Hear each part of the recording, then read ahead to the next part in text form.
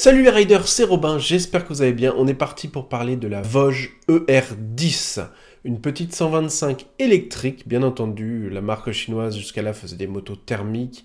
Là, elle lance son premier modèle électrique en 125, donc plutôt quelque chose d'urbain. Vous n'avez pas une énorme autonomie dessus, limité à 90 km/h. Pour moi, c'est un petit peu le truc relou sur certains électriques, la limitation des vitesses comme ça. En parlant de vitesse basse, que si vous avez un petit problème, vous avez besoin de doubler ou quoi, bah ça va manquer un petit peu d'allonge, ça peut être un petit peu dangereux, je trouve.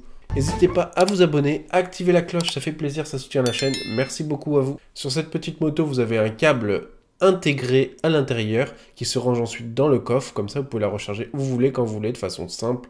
Il est déjà dans la moto. Pas comme certaines où c'est en option, il faut racheter d'autres câbles pour les prises électriques, etc.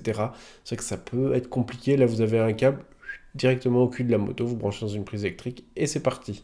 Ensuite, vous avez une petite clé avec cette moto qui permet d'ouvrir la moto, de mettre en charge, d'arrêter la charge et d'ouvrir le coffre que vous avez sur cette moto, qui est d'ailleurs assez grand. À la place du réservoir, vu que c'est une moto électrique, vous avez un coffre de 16 litres, et vous pouvez ranger pas mal de trucs à l'intérieur. Donc c'est vrai que c'est assez pratique pour une personne qui fait des petits déplacements en ville et tout, qui va au taf avec ça. Ça coûte pas cher en électricité quand vous rechargez chez vous. L'autonomie est plutôt correcte, même si c'est pas la grande folie. Vous êtes entre 45 et 100 km/h, j'imagine, en fonction de l'utilisation que vous en faites, bien entendu. Elle se recharge en 5 heures, donc si vous êtes sur un parking souterrain ou autre au boulot, vous pouvez toujours la brancher sur une prise électrique. Donc c'est assez pratique, c'est vraiment ça, une petite moto électrique de ville. Pour le poids, c'est vraiment pas lourd, 122 kg. C'est vrai que souvent les motos électriques ont tendance à être assez lourdes. Là, c'est un petit moteur. Pour le prix, on est sur 6 795 €. Donc oui, c'est pas donné pour un 125. Mais pour une électrique, franchement, c'est pas cher non plus.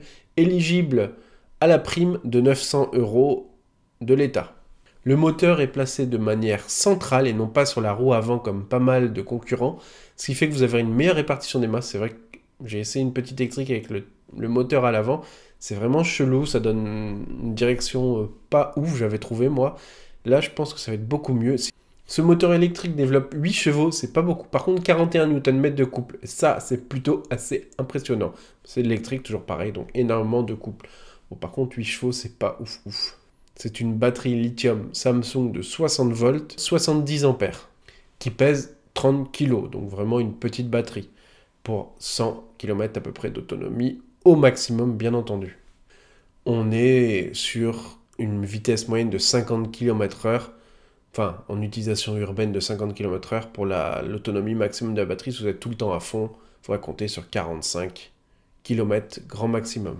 Pour la partie cycle, on est quand même sur un cadre alu, et ça c'est plutôt intéressant, avec un double bras oscillant qui est plutôt mignon. La moto est plutôt sympa, un style un peu particulier, ça fait un petit peu futuriste, et ça ressemble beaucoup quand même aux japonaises. L'avant et tout, on dirait plutôt, je sais pas, la Yamaha 125, ou...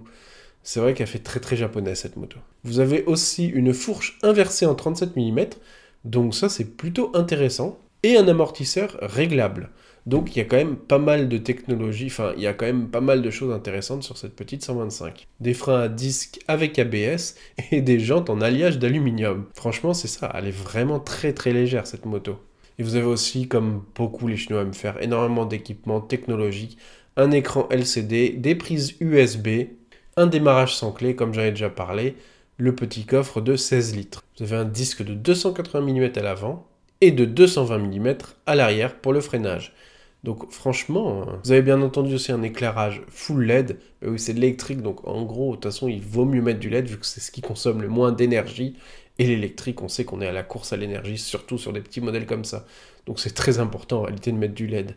De toute façon, ça devient la norme, on va dire maintenant, sur tous les véhicules. Voilà, elle abat le 0 à 50 en 4 secondes 85, ce qui n'est pas dégueulasse du tout pour une 125, franchement. Et la vitesse max à 90 km/h. Ça, on en parlait déjà tout à l'heure, c'est le truc qui me déçoit un petit peu, avec les 8 chevaux, mais par contre, vous avez beaucoup de coupe, donc une accélération assez franche. Voilà, j'espère que cette petite vidéo vous a plu. N'hésitez pas à vous abonner, à activer la petite cloche, ça fait extrêmement plaisir. Merci à vous. Moi, sur ce, je vous dis à la prochaine pour une nouvelle vidéo. Bye bye les riders.